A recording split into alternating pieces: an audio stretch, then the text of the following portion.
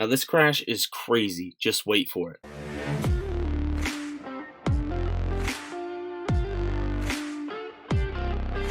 No, but seriously, this is exactly what we thought the US economy would have done by now, and you're still seeing the S&P 500 have major rips all the way up to 409.39. So in today's video, I want to justify or kind of clarify why this is sustainable or why it's not sustainable and what is happening to the US economy as a whole. And then towards the end of the video, of course, we will touch a little bit on AMC because we like to talk about that on this channel. But let's get into it. All I ask you guys to do is hit the like button, hit the subscribe button. Let's get into it. Total US debt by year, inflation adjusted, all the way up to 2022, we're sitting at 31.5 trillion. On an inflation adjusted basis, it took the US 224 years to hit 10 trillion in debt. In the last 20 years alone, over 21 trillion in debt has been added. Meanwhile, US debt is expected to hit 51 trillion by 2033, adding another 20 trillion in 10 years. Debt crisis is an understatement, as the US will begin defaulting if the debt ceiling is not raised by July. Default would result in over 5 million jobs lost with a 5% decline in GDP. The Fed said failure to raise the debt ceiling would be catastrophic. Plus, most US banks are technically near insolvency and hundreds are already fully insolvent. Following up the debt crisis and bank insolvency, US Fed said they could inject up to 2 trillion into the banking system through emergency loan program. And this is the exact same thing that they did for Citadel in the $200 million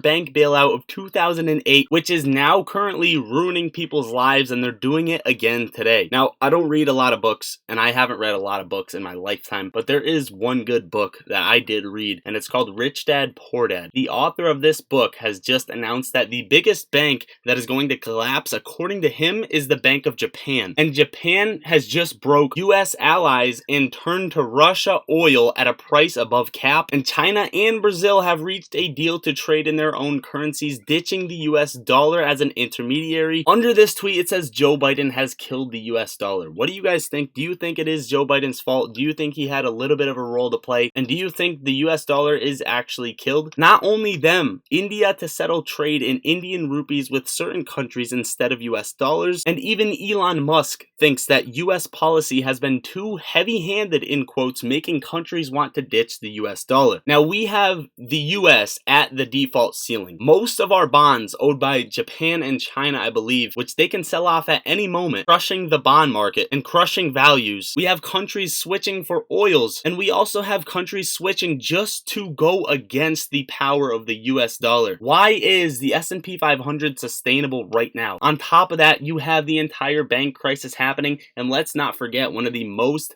major sectors in this entire space, in the entire economy, the housing market. The median home sales value by each state is absolutely nuts. Currently where I'm sitting, $545,000 for Massachusetts, Hawaii $835,000, California $719,000 for the average home price, Washington $553,000, Colorado $530,000, Utah, New Jersey, Idaho, Oregon, New Hampshire, Montana, Nevada, Arizona, New York, Florida, basically all sitting around $400,000 for an average home value. Meanwhile, the median home sales in the United States is up over 45% in 3 years to $468,000. Now, just a little sprinkle on top to add to the banks and add to people getting laid off. UBS to reportedly fire up to 36,000 employees after Credit Suisse takeover, which is not a good sign, seeing that Credit Suisse only had about 50,000 employees just to start. And before I give you what's to come next week, I want to give you a weekly recap. Saudi Arabia enters trade alliance with China, Russia, India, Pakistan, and 4 Central Asian nations to step further away from the reliance on the US dollar.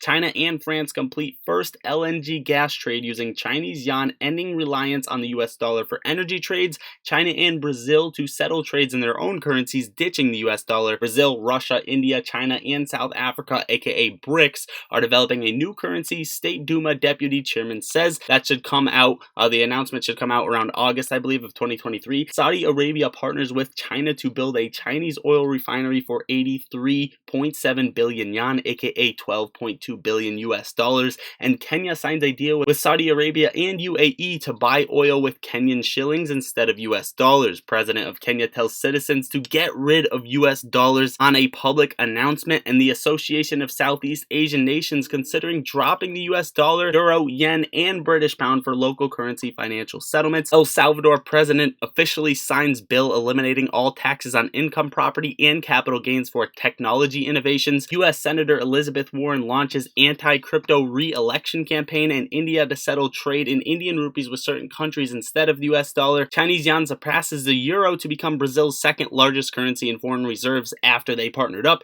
US government to sell 41,500 Bitcoin, aka 1.18 billion, connected to Silk Road in 4 batches this year. Hong Kong regulators to assist crypto firms with banking in effort to become a digital asset hub. And Binance CEO sued by US CFTC over alleged regulatory violations. US Social Security funds are projected to run out by 2033, which is major. 5 major banks raided by French authorities in $100 billion fraud investigation. Former President Trump says President Biden is directly responsible for the bank failures and creating an economic catastrophe that will only get worse. Now, before we get into the stuff that's going to happen next week, make sure to join the Discord, linked under the video, guys. Don't sleep on the Discord, and also get up to 17 free stocks for downloading Moomoo and making a deposit using my link. Moving on, US economic data this week. ISM manufacturing PMI comes out Monday, JOLTS Tuesday, ADP payrolls Wednesday, ISM services PMI Wednesday as well. Thursday, the jobless claims report, and we have a 4-day week this week as Good Friday is Friday, but we do still have non-farm payrolls and unemployment rate coming out Friday. If any of this means anything to you, let me know in the comments down below. Real quick, touching on AMC before we close out the video, theaters continue to have another great weekend as John Wick 4 now surpasses 122 million domestically, and Dungeons & Dragons